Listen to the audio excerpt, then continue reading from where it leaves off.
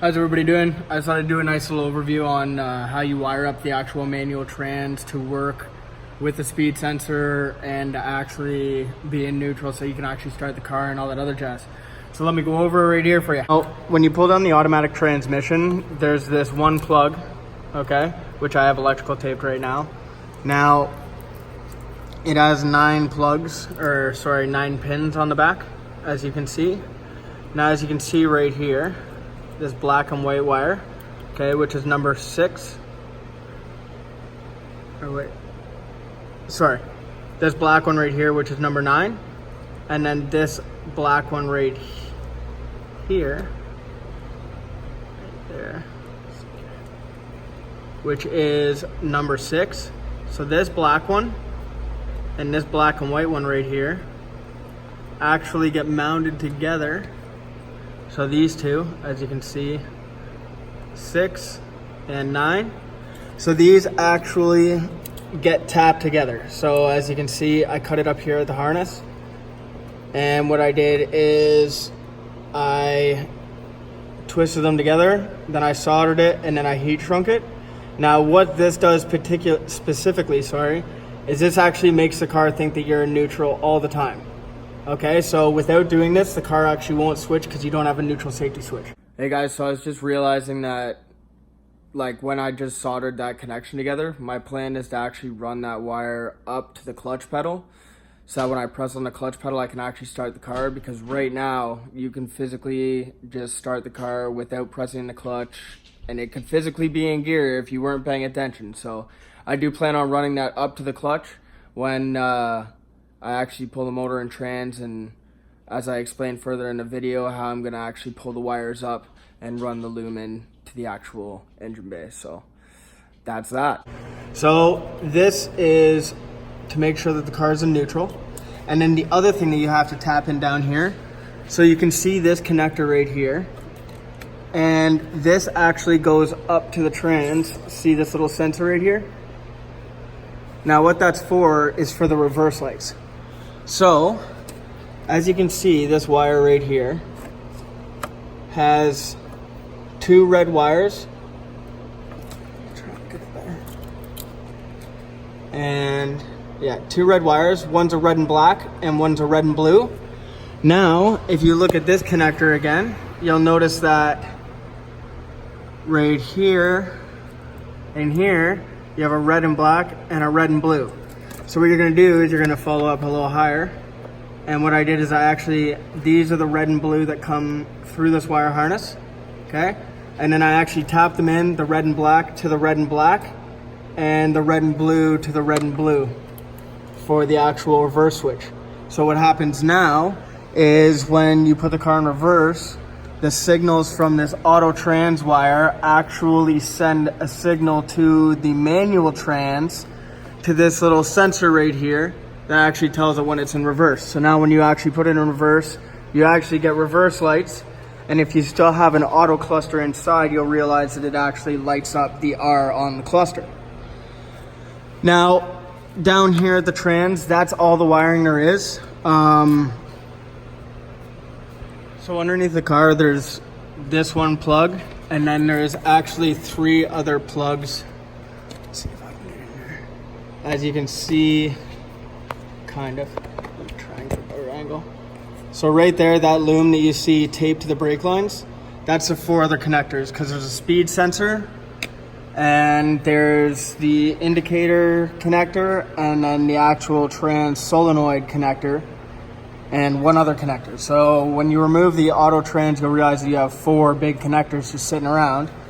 Now, when I pull this motor and trans, what I'm gonna do is I'm actually gonna take all these wires that are not being used, and I'm actually gonna pull it all the way up the loom, all the way up to the ECU, and then pull the pins out of the ECU, and pretty much just custom make myself a manual engine harness. So same with these other plugs in here. So all 4 plugs, I'll take all these wires, strip all the loom off the actual engine harness, and pretty much pull all these wires all the way back and out, and that way I can eliminate them.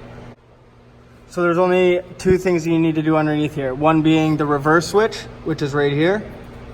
And then the other being the neutral switch, that it always thinks it's in neutral.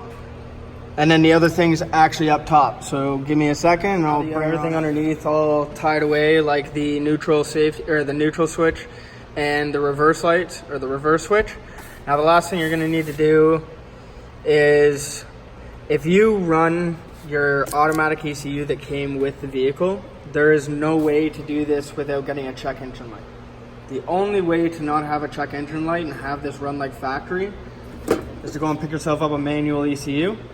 Okay, and once you get your manual ECU, what you're gonna have to do is go into the actual dealership.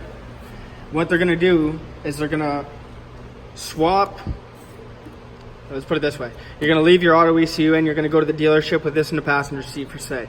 Then they're gonna hand them this, they're gonna pull in your car. What they're gonna do is they're gonna unplug it from this automatic ECU. They're gonna plug it into here and they're gonna actually reset this ECU. They're gonna reset this ECU, the immobilizer part of it, and they're gonna reseed or reprogram the keys that actually came with your car to your new ECU. If you just plug this in right now and you don't have this reconfigured to your keys, you're not gonna be able to start it. The security light's gonna come on and you're gonna be locked out of the vehicle. So that's not what you want. Now, after you get that swapped out, the last thing that you need to do is just, you need to give the ECU speed signal, because that's the last code that you'll get, is that the ECU is not receiving a speed signal. So what you're gonna do, connector B is the second one from the front of the vehicle, so this being the front of the vehicle, and then B11, okay, has no pin in it. And what you're gonna do, you're gonna have to find the right size pin. You're gonna pin that plug, then you're gonna run a wire all the way back along this loom and then down in through that grommet down there. You're gonna bring it in into the actual dash itself, okay? And then what you're gonna do is you're gonna remove both those screws, pull your cluster out, and there's two pins, A and B. Plug A, pin number 13,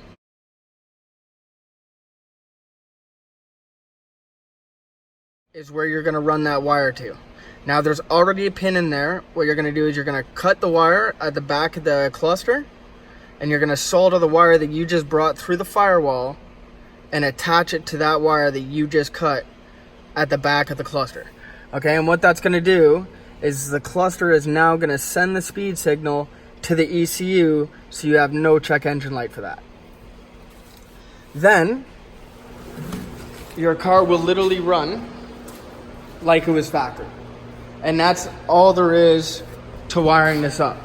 But like I said, those plugs that I have down there, eventually afterwards when I pull this motor and stuff, I'm gonna pretty much rebuild this entire wiring loom because I wanna put the ECU inside the dash.